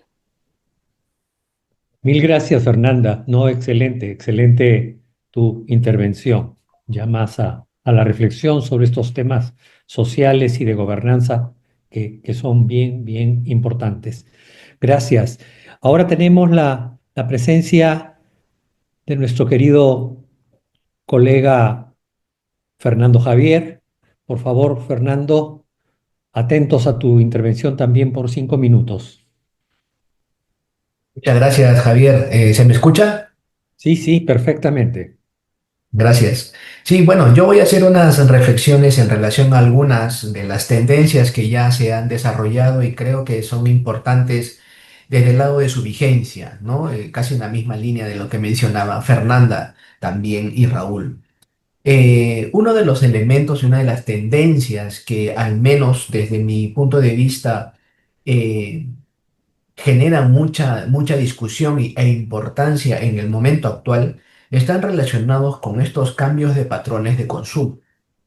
Pero haciendo una mayor precisión para el abordaje de esta tendencia, no debemos dejar de mencionar estos procesos sociales que motivan e incentivan estos cambios de patrones de consumo. Y por un lado tenemos la creciente o gran urbanización que están generándose en nuestros territorios, ¿no?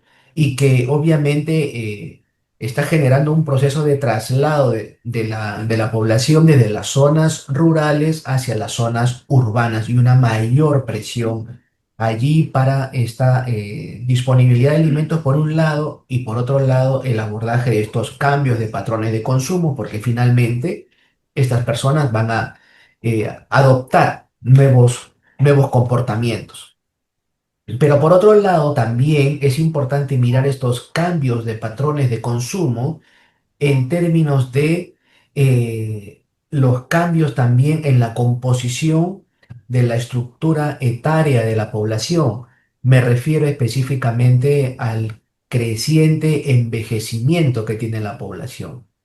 Entonces, estos dos elementos llevan a pensar un poco cuáles deberían ser estos alimentos más adecuados para este tipo de población, digamos, de mayor edad y básicamente concentrados en las zonas urbanas. Y en ese escenario, sin duda, todos los desarrollos que nos mencionó Omar en su presentación son importantes.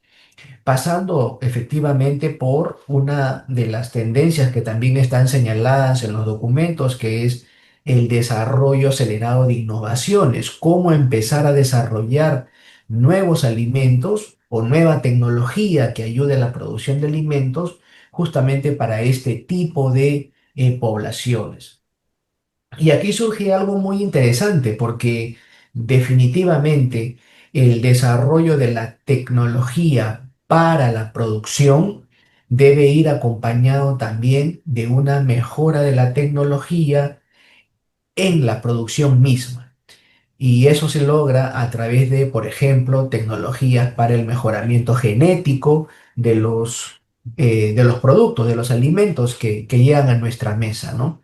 Ya mencionaba a Omar en algunos de los ejemplos que él tenía, pues, y de la visión de, digamos, de estas tendencias, cómo estas, digamos, nuevas plagas y enfermedades afectaban justamente la producción de los alimentos y llevaba a tener que identificar nuevas tecnologías para contrarrestar estas situaciones, o las provenientes del cambio climático, o las provenientes de la escasez de recursos, como el agua, por ejemplo, para llevar a cabo producciones adecuadas para este tipo de población. Y en cuanto al manejo genético, y ya entrando de repente algunos aportes adicionales, algunas nuevas tendencias, ¿no?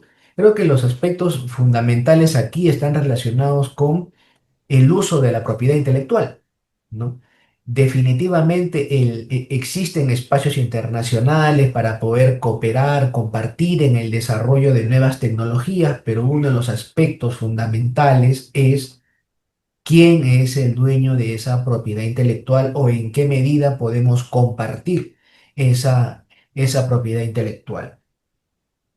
Y eso nos lleva también a otro elemento importante dentro de todo este circuito de, digamos, de visión de futuro, eh, cómo efectivamente juegan los servicios para, digamos, atender y no romper este circuito de abastecimiento de productos.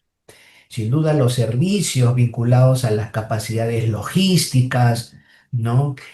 A la infraestructura que brindan, es importante para, digamos, poder asegurar, digamos, la disponibilidad de alimentos. Esta logística que en el marco del comercio exterior está dominado por grandes líneas, entonces resulta bastante importante. Y desde el lado de los, digamos, dentro del comercio internacional también habría que ver y considerar los aspectos relacionados con, eh, digamos, la proliferación de acuerdos comerciales bilaterales o multilaterales, ¿no?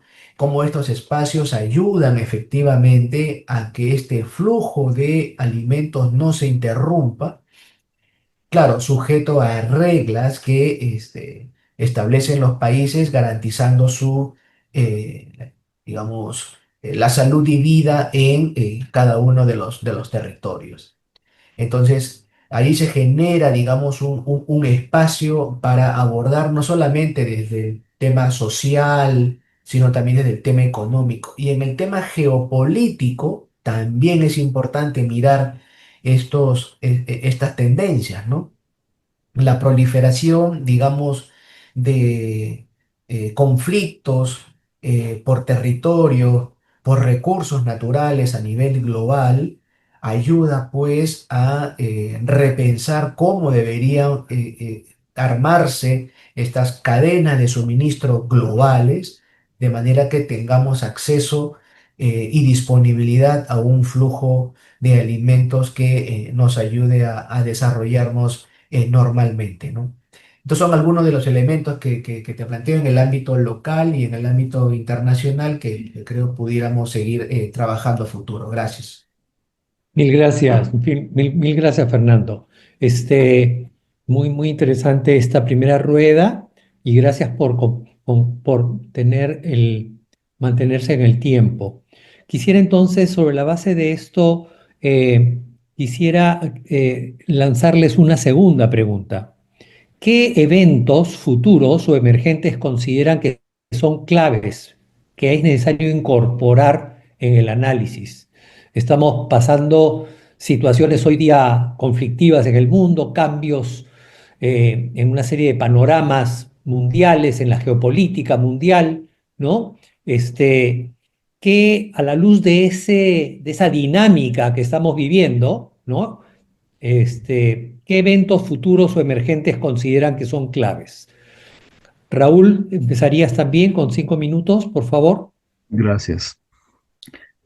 Hay pues muchos estudios e informes, algunos en particular hacia el año 2084, que reúnen muchos eventos de cambio climático. Es una obra que se llama El Gran Calentamiento, donde uno observa una mirada un poco geopolítica del cambio climático. Sí, obviamente son conjeturas de futuro, pueden o no que ocurran, pero quisiera, para contribuir a esta reflexión y esta conversación, tomar tres de los resultados que tienen que ver con ese análisis para América Latina, en particular para Sudamérica.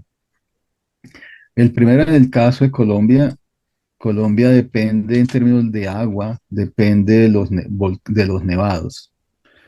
Y esa es una gran fuente de agua para el país. Para el 2084, según ese reporte, ya no hay nevados en Colombia. Por lo tanto, la disponibilidad de agua pues, se vuelve un tema seguramente generador de alto nivel de violencia social y inestabilidad social. El segundo es la región del Chaco, que prácticamente desaparece. Su biodiversidad y obviamente la disponibilidad de recursos, de biorecursos en toda la región de influencia del Chaco. Y la tercera tiene que ver con Perú, donde dice que también con los efectos de disponibilidad de agua genera una fractura entre lo que sería la sierra y Lima y toda su área metropolitana, con unos conflictos muy fuertes en términos de acceso a biorecursos y particularmente de agua.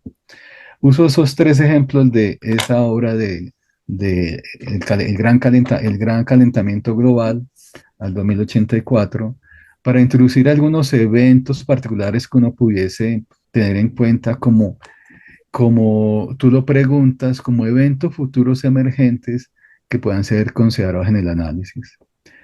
Uno es el desplazamiento de poblaciones por pérdida de medios de vida rurales, por muchos motivos, ¿cierto? Puede ser temas de minería, pueden ser conflictos sociales, pueden ser acceso a biorecursos que van a tener un impacto sustancial.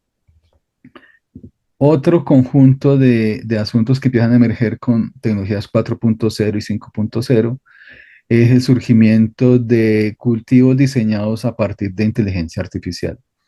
Claro, una sofisticación un poco el de lo que vendría a ser agricultura de precisión, agrotec en general, pero vendrían ahí unos diseños nuevos hechos desde IA que seguramente van a competir con las formas, usanzas y prácticas tradicionales en ciertos territorios.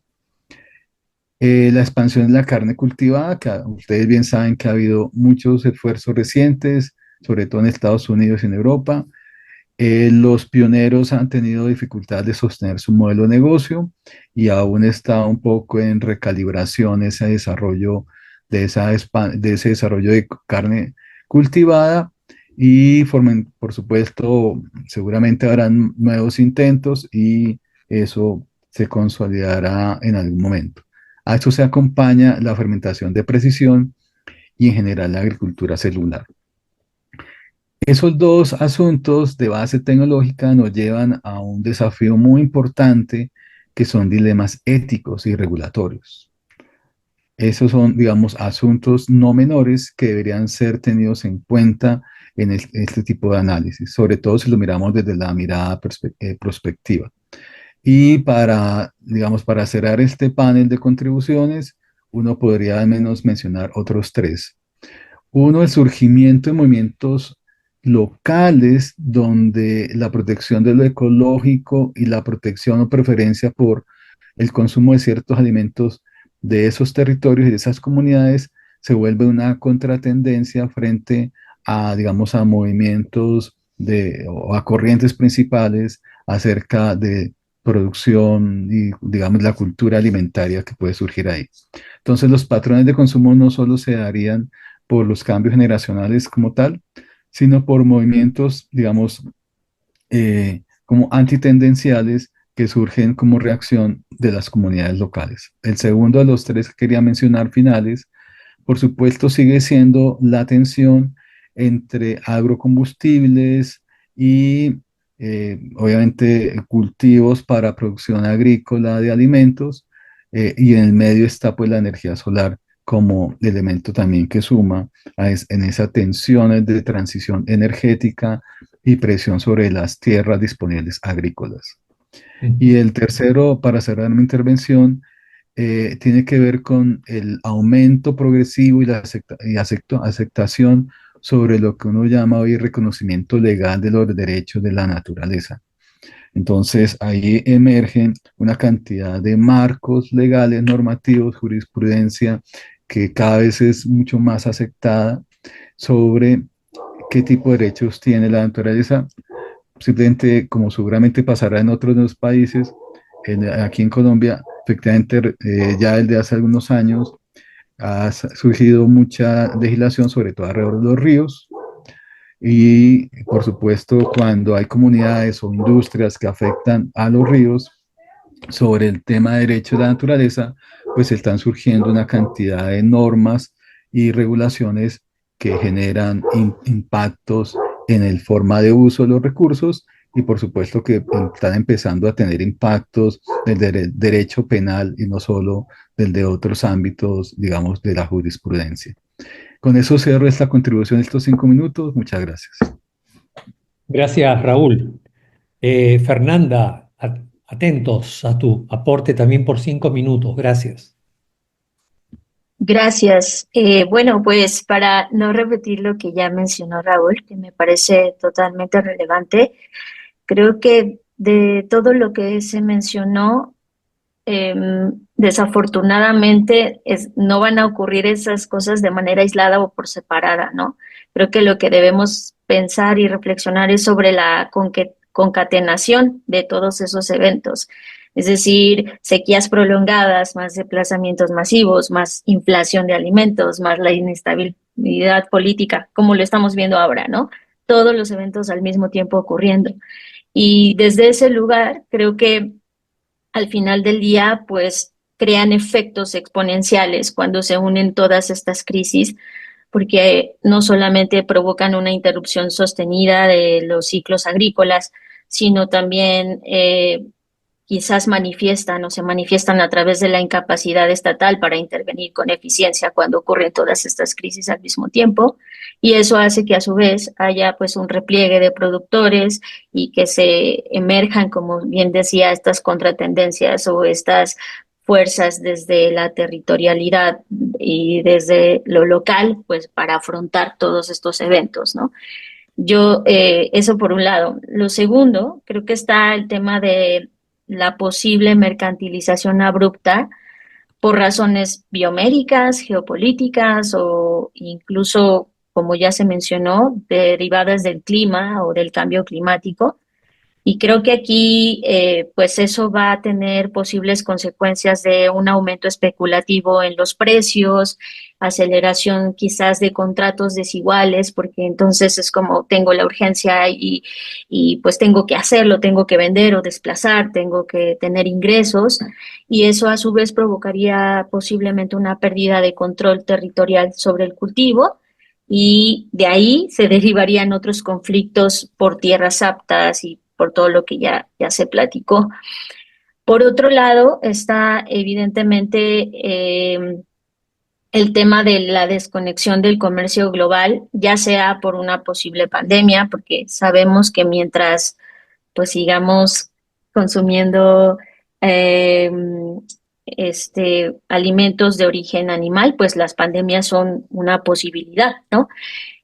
O posiblemente por otros conflictos que tengan que ver, como ya mencioné, conflictos geopolíticos o incluso guerras tecnológicas, como lo estamos viendo ahora, y eso provoque una nueva pandemia o un nuevo tipo de conflicto, incluso derivado a esto también otros tipos de plagas o incluso hongos, ¿no? Que sean más resistentes, etcétera. Pues creo que al final todo esto está la posibilidad de converger diferentes crisis al mismo tiempo, y eso desde mi perspectiva, nos invita a pensar pues desde el territorio y desde el local, pero también un global, cómo hacer una estrategia ante esto, cómo fortalecer alianzas entre pequeños, medianos, grandes productores, cómo evitar la obsolescencia de muchos sistemas de certificación o de distribución que están dependientes en este comercio global. Creo que al final del día, como ya mencioné, no basta con ver las tendencias de manera lineal o aislada, sino justamente necesitamos ver todo esto como lo que es un ecosistema que es interdependiente de muchas variables, y creo que desde ahí podemos fortalecer, despertar nuestra capacidad de agencia, actuar en lo que nos compete. Y por último, creo que también agregaría pues el tema de lo que ya mencioné anteriormente, ¿no? Sensibilizar al consumidor, porque si bien hay ciertas tendencias del cambio de consumo, estas tendencias son urbanocentristas, ¿no? Estamos hablando de ciertas localidades, ciertas regiones, pero ¿qué pasa con las periferias? ¿Qué pasa con lo que no está en las zonas urbanas? Creo que también eso es importante reflexionarlo, sobre todo por pues la biodiversidad tan rica que tenemos en la región del sur global y del sur de Iberoamérica. Gracias. Muchas gracias, Fernanda. Fernando Javier, por favor, por 5 minutos. Sí, gracias Javier. En verdad que todo un desafío en responder la pregunta luego de los grandes comentarios de mis colegas. Yo voy a hacer dos énfasis en este momento para responder esta pregunta. La primera, uno de los grandes eventos futuros, aunque no estoy tan seguro si fuese un evento futuro, porque ya viene desarrollándose hace un tiempo atrás, está relacionado con, digamos, esta tecnología para teletransportar productos. Entonces uno en el espectro mental diría, ¿cómo puedo teletransportar un producto? Y más aún si estamos hablando de alimentos, desde este lugar en el cual yo me puedo encontrar hacia los lugares donde, digamos, están cada uno de nuestros participantes, ¿no? Y en el caso de alimentos es sencillo, ya tenemos la tecnología relacionada con la impresión de alimentos.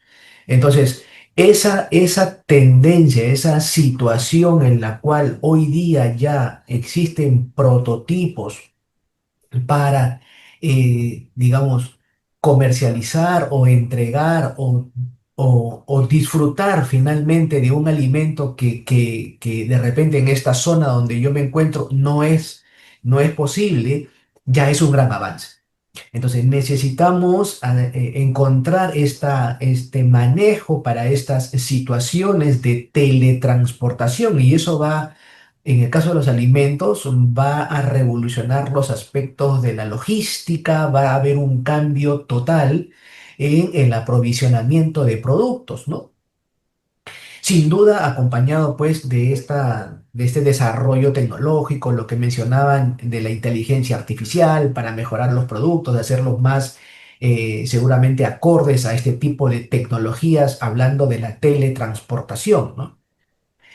Y en segundo lugar, yo quería poner este otro elemento también sobre la mesa, ¿no? Estamos hablando de, digamos, iniciativas, esfuerzos por, digamos, salvaguardar los recursos naturales y la alimentación en nuestro planeta. Pero ya hay esfuerzos también en esta carrera hacia, digamos, eh, el trabajo de los alimentos en otros planetas. Ya hay, digamos, muchos esfuerzos por tratar de mejorar la alimentación en estos otros, digamos, espacios interestelares, ¿no? Para poder disfrutar de alimentos como, por ejemplo, la quinoa, ¿no? Originaria del Perú, en estos otros ámbitos. Ya estamos ya fuera de, digamos, del ámbito del territorio, digamos, del planeta, ¿no? Del planeta Tierra. Y así hay muchos esfuerzos por tener agua en esos otros espacios, ¿no? En esos otros planetas que puedan facilitar o viabilizar la vida. ¿En qué medida nuestra tecnología podría ayudarnos a, digamos, responder o atender esas futuras necesidades. Ya sin duda hay películas, digamos, que visionarias algunas y otras recogidas de experiencias de la realidad, en la cual pues en Marte podrías eventualmente sembrar, ¿no? Un producto, un cultivo, ¿no? Y alimentarte de ese producto. Entonces, toda esta gama de, digamos, la alimentación, digamos, espacial o interestelar, también ya, digamos, está cobrando cierta relevancia entre muchos científicos orientados, pues, a este ámbito de, digamos, la interconexión de planetas, ¿no? Ya hay muchos vuelos, digamos, contratados para hacer estos viajes fuera del planeta y sin duda uno de los grandes servicios que ellos van a requerir es el de la alimentación. ¿Cómo hacer para que en el futuro se pudiera ser más concreto de repente en la conquista del espacio, lo que muchas veces hablan en las películas, ¿no? La conquista del espacio. No, no puede existir una conquista del espacio si no tenemos recursos, alimentos para poder estar ahí permanentes en ese lugar espacial, ¿no? Interestelar. Bueno, yo dejo ahí mi comentario, agradezco mucho la atención de todos ustedes, gracias. Muchas gracias, Fernando. Bueno, realmente un panel de lujo. Mil gracias. Ha sido impresionante las diferentes intervenciones. Yo me permito nomás entonces hacer una suerte muy rápida de tuerca de lo que hemos hoy día escuchado, ¿no? De este panel tan enriquecedor, ¿no? Este, y por cierto, de repente al final de esta tuerca podría tener un comentario de un minuto, un par de minutos de los expositores que que nos han acompañado, porque todavía tenemos unos minutos de tiempo. Yo me permito destacar, en primer lugar, que se ha hablado del reto de la biodiversidad, ¿no? Somos un continente, un subcontinente que se precia y que hoy día, que cada día nos maravillamos de esa biodiversidad. Se ha destacado mucho eso en términos de el reto que eso implica, ¿no? Este, y que las exposiciones hasta nos hablan de, de que todavía no llegamos a dominarla o a entender la envergadura que implica esta biodiversidad, ¿no? Expresiones como dónde está el manejo de qué tanto le damos importancia a los saberes tradicionales, ¿no? Se ha destacado eso. He hablado de la importancia de los patrones de consumo, no solo de las regiones urbanas, cosmopolitas, sino también de las poblaciones campesinas, ¿no? Porque la seguridad alimentaria también es de todo eso, ese mundo, ¿no? Y en ese sentido, digamos, he sentido que nuestros panelistas nos invitan a la importancia de involucrar otros sectores en las consultas sociales o en las consultas que hagamos o en las consultas, entre comillas, expertas en estos esfuerzos de reflexión de futuro, ¿no? Particularmente Fernanda también nos comentaba algo que me parecía muy importante, decir, oye, ¿cuánto alfabetizamos a nuestros consumidores para que puedan tener una actitud mucho más protagónica, digamos, y consciente, ¿no? De las perspectivas y de los retos que tenemos como futuro, ¿no? Eso me pareció bien importante destacar.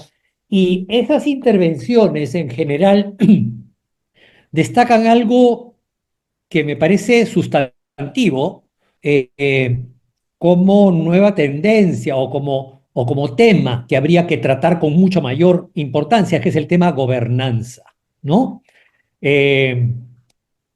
las diferentes intervenciones nos hablan de que estamos frente, nos insinúa que estamos frente a procesos sistémicos, procesos complejos, ¿no?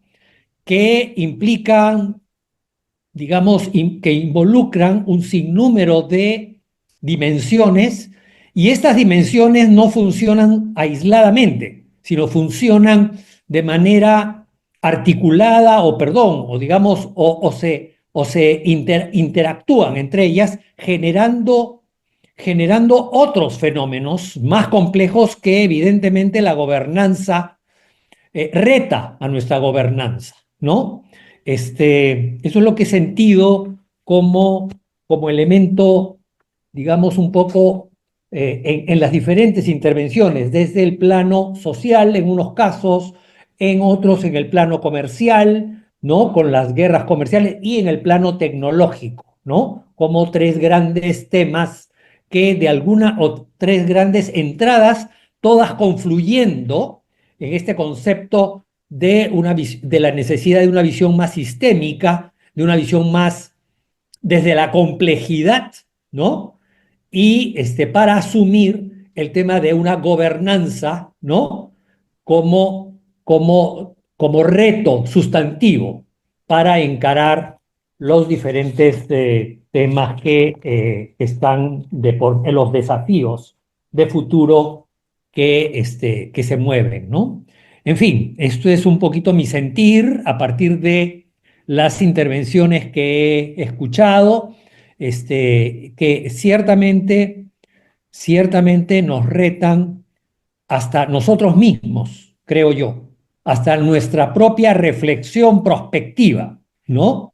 Nos reta a repensar metodologías, ¿no? Para encarar los estudios prospectivos e invitar, por cierto, las dinámicas de talleres, de paneles, de expertos, etcétera, para hacer más rico este trabajo de estudio futuro y que podamos tener, diría, irnos acercando a hacer conciencia social o ayudar a la conciencia social de frente a la tremenda incertidumbre que estos retos que estos desafíos que se nos vienen y que a veces los sentimos que están incontrolables, ¿no?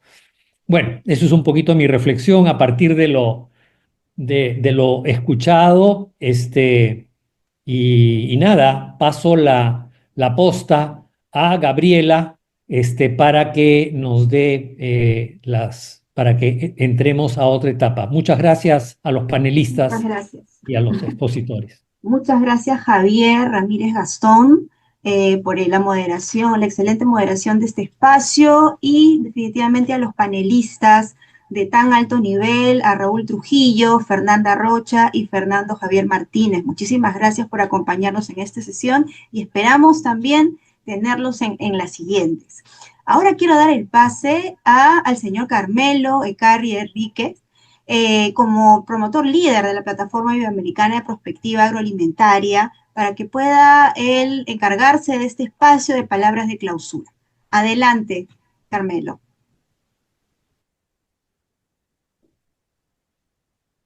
A ver, siempre un pequeño detalle, el micrófono. Muy bien, muchísimas gracias. Realmente creo que ha sido una excelente jornada. Hemos llegado a las metas que nos habíamos trazado. Para dar inicio al cierre de esto, pues me gustaría presentar en primer lugar a nuestro presidente de la Real Academia de Ingeniería, Jaime Domínguez. Jaime es ingeniero industrial, catedrático de Ingeniería Mecánica de la Universidad de Sevilla, es profesor o ha sido profesor visitante de Stanford, del SRI de San Antonio, Texas, y del Tecnológico de Massachusetts.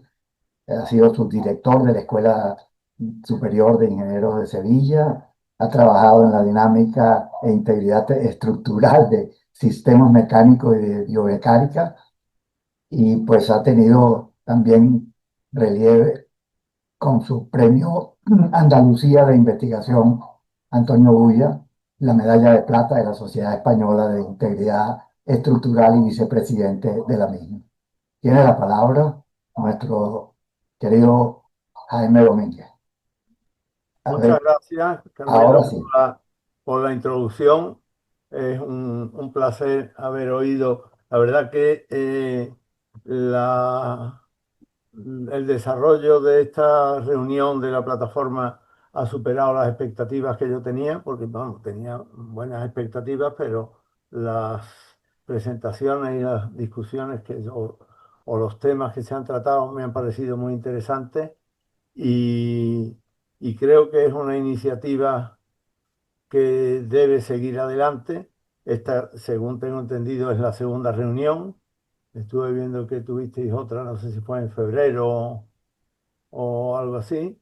Y bueno, la Academia Española, Real Academia de Ingeniería, pues está satisfecha, está contenta con haber participado en la promoción de esta plataforma y espero que, ya digo, los temas han sido muy interesantes, tanto las dos presentaciones iniciales como este último panel en el que se han visto, bueno, pues temas del futuro y aspectos que se espera que se desarrollen en los próximos años.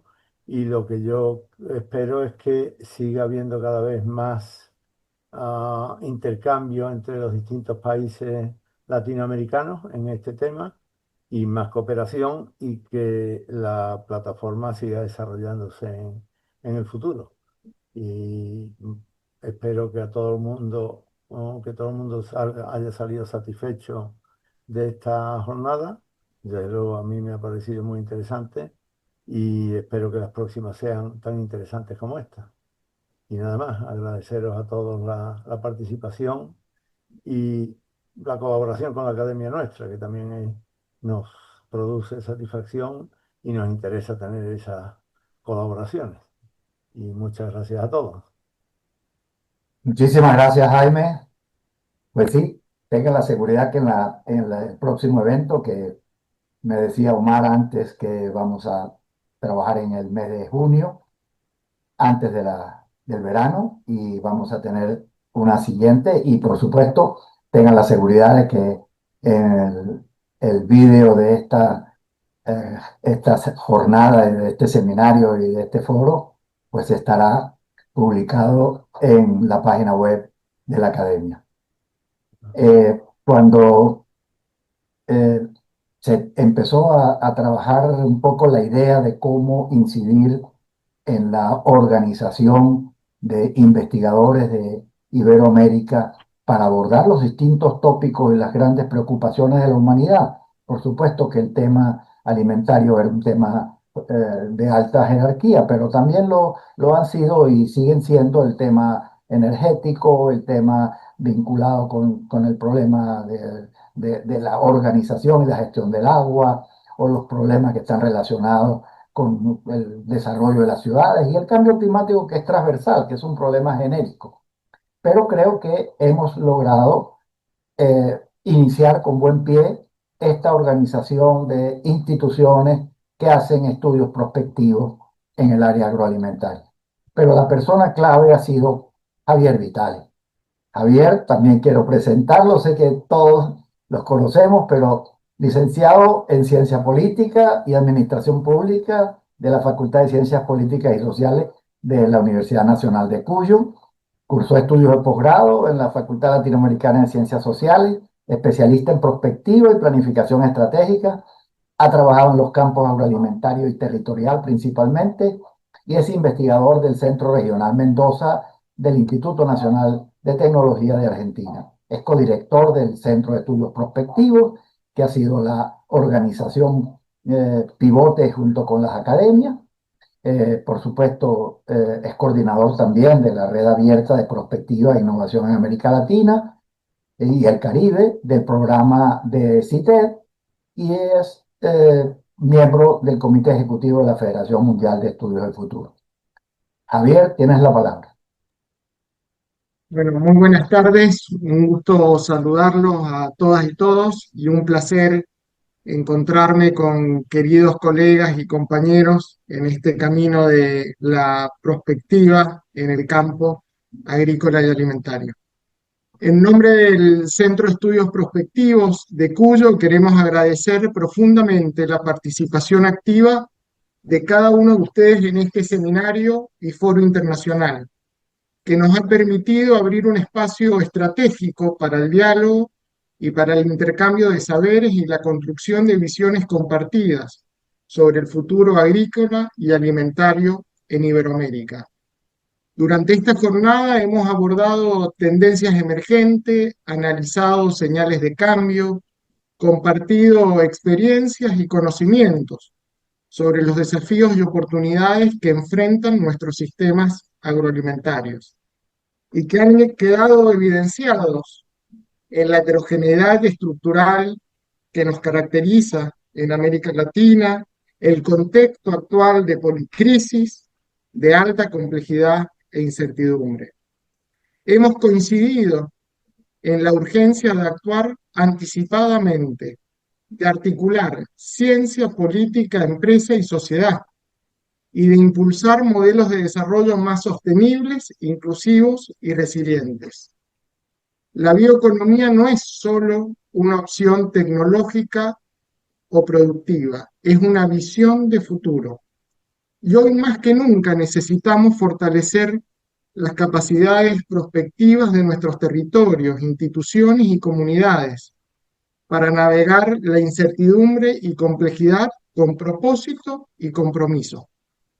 Que este foro, como ya se ha mencionado, no sea un punto final, sino el inicio de nuevas colaboraciones y articulaciones que nos permitan seguir tejiendo una plataforma iberoamericana de prospectiva agrícola y alimentaria conectada por el conocimiento, la innovación y la esperanza activa.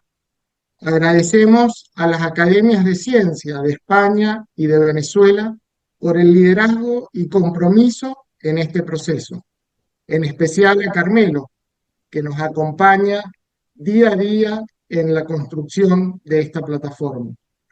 Y también agradecer a Omar, Gabriela y a todo el equipo por la gestión de materializar esta actividad que estamos viviendo el día de hoy.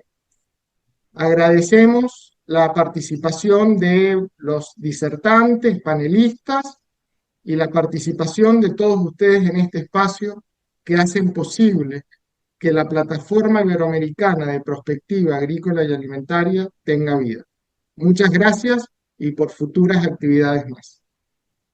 Muchísimas gracias, Javier. Pues el presidente de la Academia Venezolana no ha podido estar presente. Yo voy a hacer algo de sorpresa para que cierre. Es el fundador de la Academia Venezolana. En febrero pasado, acá en la Comisión España, lo tuvimos con muchísimo agrado porque estaba cumpliendo sus 100 años de vida y está ahora con nosotros aquí. Don Gonzalo Morales, por favor, tiene un minuto para que nos haga una intervención de cómo le ha parecido el evento.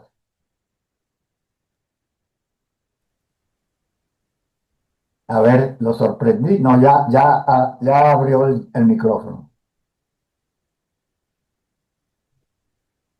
Bueno, puedo hablar, pero no me verán, porque no tengo video. Pero muchísimas gracias por esta interesantísima reunión, y creo pues que esto es vital para nosotros, para los países americanos en general, y reuniones como esta deben continuar. Yo creo que esto es una necesidad para con los pueblos americanos y los países que tienen ya un personal de ingenieros y de especialistas, tienen que hacer el esfuerzo de aportar en cada una de estas reuniones y hacerlas lo más frecuentes posible. porque esto no todo el mundo, no todos los ingenieros conocen los temas del desarrollo del agro. El desarrollo del agro es esencial para nosotros. Y en particular me gustaría mencionar que la experiencia que tengo del Perú es que hay unas grandes extensiones entre Lima y Hilo que son desérticas y que eso hay que ver cómo hacemos para explotarla. Yo no puedo creer que si en la península arábiga los judíos pueden sembrar en la arena, en los desiertos peruanos no se pueda sembrar. Yo no me niego a creer esto. Así es que doy una felicitación a todas las academias y a los diferentes sitios, diferentes organizaciones de ingenieros que han promovido estas interesantes reuniones que se repiten. Muchas gracias y buenos días. Buenos días, gracias, Gonzalo. Ha sido para todos nosotros un agrado enorme y no queda otra sino invitaros para que en el próximo mes de junio tengamos una nueva reunión donde avancemos en otros temas que complementan esta apertura del desarrollo. La plataforma viene desarrollando una actividad importante. Tenemos un equipo que está trabajando en investigación, coordinado por Robert, no lo veo, pero debe estar aquí en la reunión. El propio Javier preparó ya un programa de formación, de capacitación que permita hacer intercambios entre todos los países, entre todos los centros de investigación que están adscritos a la plataforma iberoamericana de perspectiva agroalimentaria. Así que nos veremos en junio. Hasta pronto. Muchas gracias a todos Mucho nuevamente. Gusto. Chao, hasta luego, muchas gracias. Estamos en Chao, contacto gracias. para una próxima ocasión. Hasta luego. Hasta luego.